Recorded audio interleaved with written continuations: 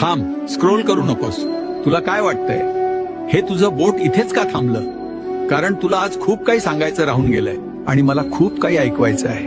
हे तुझं आणि माझं नातं आहे, योगायोग नाही. दुखतंय ना रे काळीज? गळा दाटून येतोय ना? तुला वाटतंय या जगात तुझं कोणीच नाही. तुला विसरायला मी काही माणूस नाही. मी तुझा स्वामी आहे. कुणाची भीती वाटते तुला? त्या संकटांची ज्यांना मी माझ्या पायाशी ठेवतो. उठ आणि डोळे पुस.